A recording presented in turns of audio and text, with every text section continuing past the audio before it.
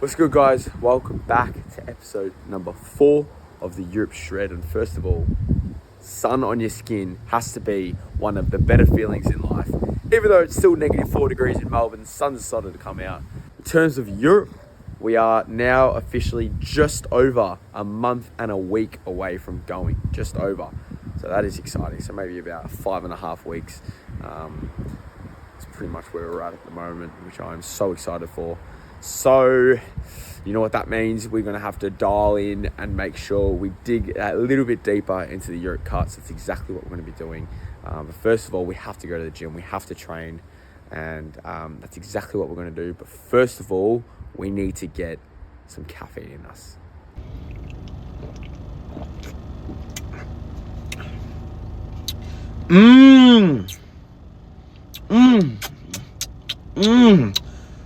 Nah. Yo.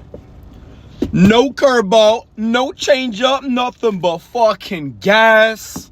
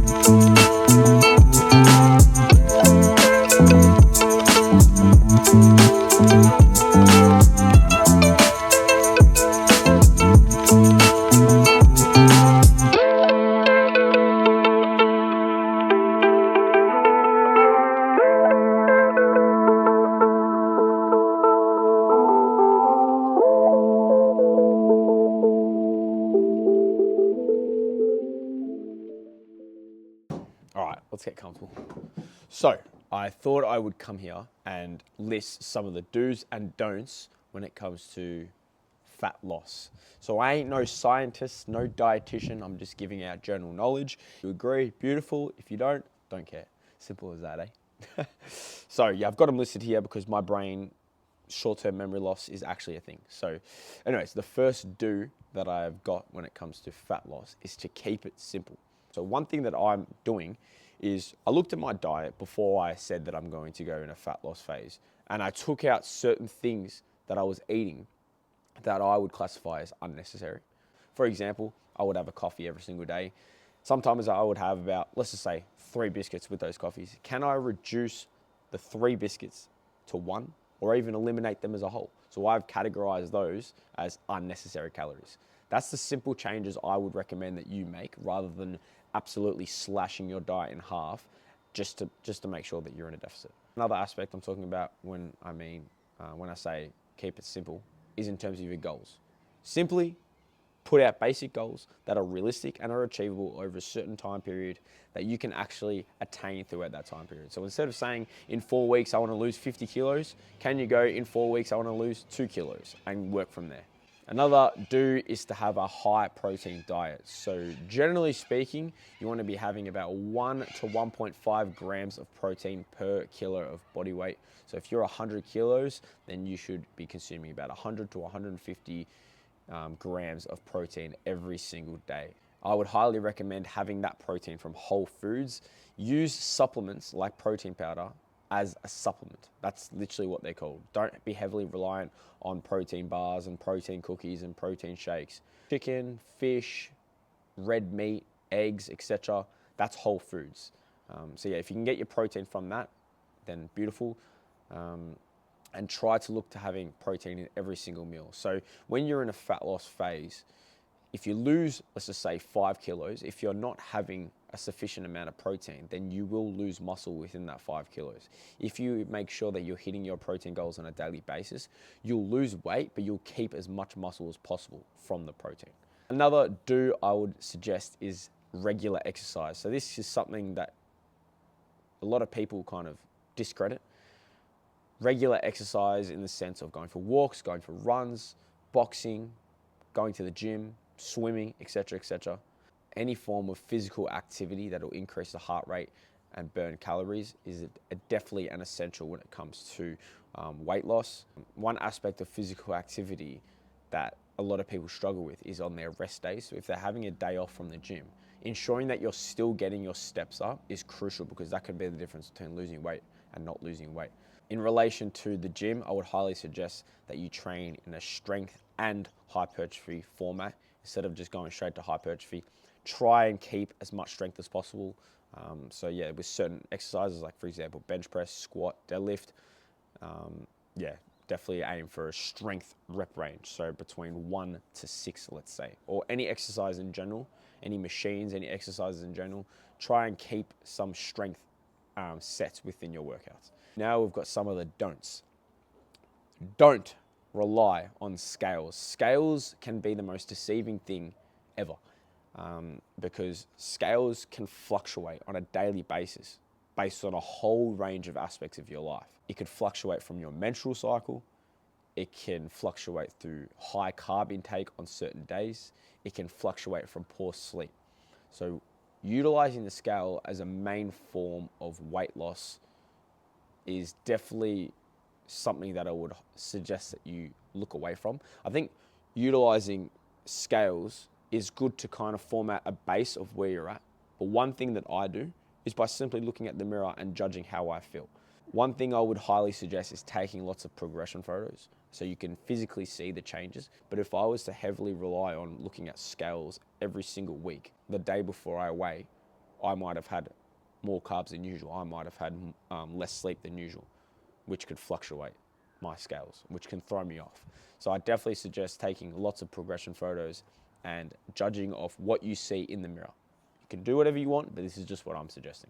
Another don't is do not do keto or intermittent fasting or all that bullshit. So all that crap is a load of shite, because it's simply the only thing that you're going to lose weight from is being in a calorie deficit, and that's simply burning more calories than you're consuming. The problem with intermittent fasting is that you eat for a certain period of the day and then you don't eat for the rest of it. But if you're so hungry from not eating for example, 12 hours, and you have X amount of hours to consume food, then you're most likely going to consume more calories than intended because you're so hungry. Like if I haven't eaten for like 2 hours, bro, I literally shake. So if you're going to think that myself or even yourself are going to have the ability to not eat for 12 hours, bro, I am ordering like the whole GYG menu, which is a lot more than 2,800 calories. So just stick to a simple calorie deficit. Don't say I'm going to eat in this period and then not eat the rest of the day, because like I said, you're most likely just going to go overboard with your calorie intake because you're so hungry. So just focus on being in a calorie deficit.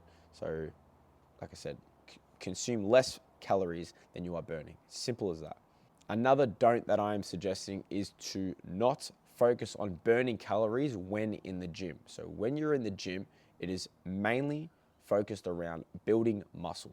If you go into the gym looking at how can I burn the most calories and start doing extra stuff than usual, just so you're burning calories, then you're going in with what I would say is the wrong approach. When you go to the gym, the main focus is to build muscle and to increase strength and increase size of your body frame. If you want to focus on the calorie aspect, it's simply done in the kitchen. So I used this example a couple of videos ago. If you generally burn, let's just say 2,500 calories in a whole entire day, and you burn 500 calories just in the gym, that's quite a small percentage of calories burnt throughout your whole entire day. Focus on the calories when it comes to your diet. Diet is a big thing. Another don't that I have, and this is something that for me is just crazy. Do not eliminate carbs. I don't know why, but a lot of people think that if you want to lose weight, the first thing you need to do is to eliminate carbs. Well, that's wrong. Unless you are jumping on stage and you need to be dick skin shredded and fucking as vascular as ever, then I completely understand, because carbs hold a little bit of water. So if you're jumping on stage, you don't want to have water weight. So I completely understand that. But if you're just the regular Joe and you just want to lose a couple kilos of body fat, then don't eliminate carbs. When you look at the main three of carbs, protein, and fat, carbs and proteins are 4 calories per gram of carbs and protein, whereas fats are 9 calories per gram of fats, more than double. Maybe you want to focus around having like a more carbs around like when you would train. That's completely understandable, and then kind of cut back on the rest. But generally speaking, carbs is not the enemy, fats is. Another thing that you want to be reducing heavily is sugar.